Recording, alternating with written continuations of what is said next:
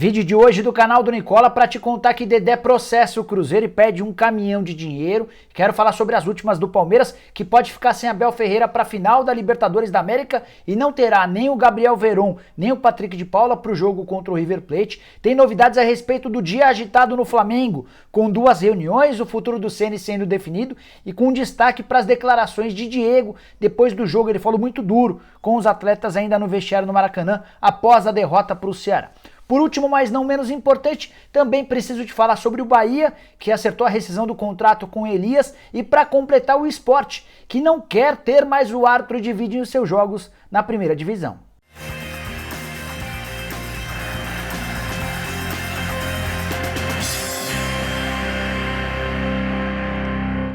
Fala aí pessoal, sou o Jorge Nicola, bem-vindos a mais um vídeo do canal, bem legal ter vocês por aqui. Acabo de chegar ao Resort Vale Suíço, hotel bem legal para passar uns dias com a família, mas antes de aproveitar o descanso, vim aqui para gravar algumas informações importantes da segunda-feira. Quero começar falando sobre o Bahia, que acertou nessa segunda-feira a rescisão do contrato com o Elias, informação antecipada pelo Ulisses Gama.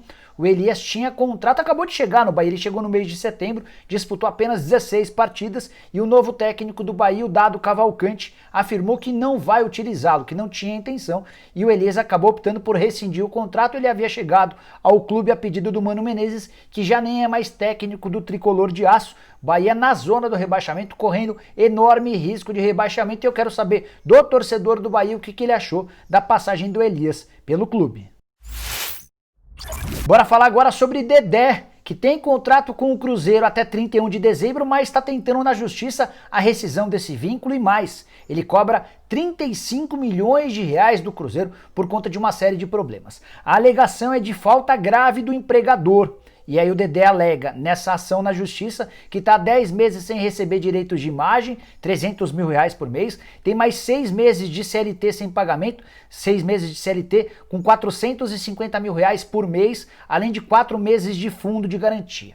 O Dedé havia entrado com um pedido de tutela, ele queria a decisão de forma emergencial e o juiz do caso, Marco Antônio Ribeiro Muniz, entendeu que não havia emergência para tomar essa decisão, então ele já negou esse primeiro pedido do Dedé.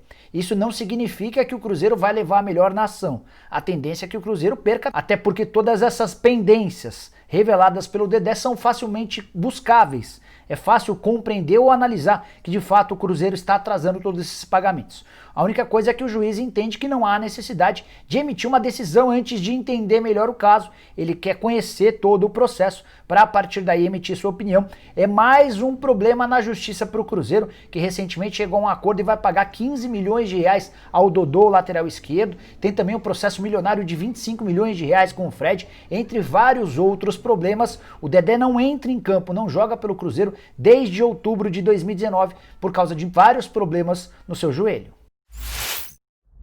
Quero falar agora sobre o Sport, que ainda não engoliu a não marcação de um pênalti no finalzinho da partida contra o Palmeiras no último sábado. Verdão venceu por 1-0 e a polêmica se deu porque o Rony colocou a mão na bola no último lance da partida e o árbitro marcou o pênalti, mas com a ajuda do árbitro de vídeo desistiu dessa marcação.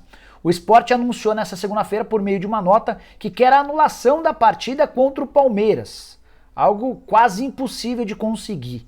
E o Sport disse mais nessa nota, afirmou que não quer mais a utilização do VAR em seus jogos no Campeonato Brasileiro da Primeira Divisão. Até tentei contato com o Leonardo Gaciba, que é o chefe da comissão de arbitragem da CBF, para ver se existe alguma possibilidade. Duvido que exista, o Gaciba ainda não me respondeu. Assim que eu tiver qualquer atualização, conto para vocês. O Sport justifica a decisão de pedir anulação baseado no descumprimento das regras e disposições da IFAB. E ele ainda pede a perícia técnica de vídeos dos lances e também dos áudios. O Sport quer ter acesso às conversas entre o árbitro em campo e todos os membros do árbitro de vídeo para saber o que aconteceu para que o pênalti marcado dentro de campo fosse anulado pelo árbitro de vídeo. Bora falar agora sobre o Palmeiras com novidades preocupantes. A primeira delas é de que Abel Ferreira pode ficar fora da final da Libertadores da América, isso é claro se o Palmeiras confirmar a passagem para a grande decisão. O Palmeiras venceu por 3-0 a partida de ida contra o River Plate na Argentina, faz o jogo da volta no Allianz Parque nessa terça-feira, pode perder por até 2 gols de diferença. E por que o Abel pode ficar de fora? Porque ele está pendurado com 2 cartões amarelos. E também o técnico de futebol pode ficar suspenso caso leve 3 amarelos. O Abel não pode, em hipótese alguma, tomar um terceiro amarelo no jogo contra o River Plate. Seria muita burrice ficar de fora de uma final da Libertadores, o jogo marcado para 30 de janeiro contra Boca Juniors ou Santos, por causa da suspensão por conta de um terceiro cartão amarelo. Os 2 primeiros amarelos do Abel na Libertadores da América. O primeiro deles no jogo de volta das quartas de final contra o Libertad. O segundo deles na partida de ida na Argentina contra o River Plate. O Abel sempre foi bem esquentadinho, teve problemas com árbitros em Portugal, foi assim também na Grécia e tem sido assim também no Campeonato Brasileiro. Se ele passar ileso, o Palmeiras pode ter time completo para a grande decisão. O Abel Ferreira é o único pendurado do elenco do Palmeiras. Patrick de Paula também estava pendurado, tomou o terceiro cartão amarelo no jogo da Argentina, vira desfalque para a partida dessa terça-feira. E também há uma baixa de última hora. O Gabriel Veron sentiu uma contusão, ele se contundiu contra o Sport, foi analisado, passou por exames que apontaram uma nova lesão muscular. O departamento médico do Palmeiras não quis precisar um prazo, mas afirmou que o Veron não joga contra o River Plate e a grande dúvida é se ele teria condição de enfrentar um adversário na grande decisão da Libertadores.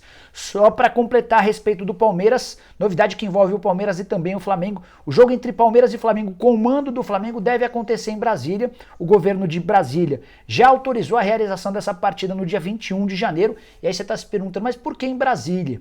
É que a partir de 21 de janeiro o Maracanã já estará entregue à Conmebol por causa da disputa da final da Libertadores e o Flamengo pediu autorização para o governo de Brasília, conseguiu, agora só espera a publicação por parte da CBF para dar como certo esse confronto contra o Verdão no dia 21 de janeiro em Brasília.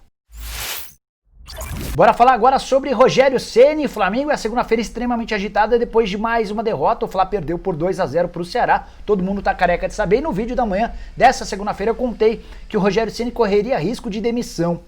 Foram 2 reuniões marcadas pelo Flamengo ao longo dessa segunda-feira. Uma aconteceu pela manhã com todos os principais dirigentes do Flamengo. E tem uma outra marcada para o fim da tarde dessa segunda-feira. Estou monitorando essa reunião assim que surgirem novidades a respeito desse segundo encontro. Volto aqui para contar para vocês. Mas o que dá para dizer é que, especialmente depois da primeira reunião, vários dos dirigentes, até mesmo aqueles mais revoltados, que queriam a cabeça do Rogério Ceni, já entenderam que ele não é o único responsável, que tem mais gente que ajuda a explicar o fracasso do Flamengo nas últimas rodadas do Campeonato Brasileiro. O time é o 4º colocado, pode ainda perder a posição para o Palmeiras, que tem um jogo a menos, caindo para o 5º lugar. O Flamengo está 7 pontos atrás do São Paulo, 4 pontos atrás do Internacional. Também pode ver o Atlético Mineiro desgarrando. O Galo tem 2 jogos a menos antes da realização do jogo contra o Red Bull Bragantino.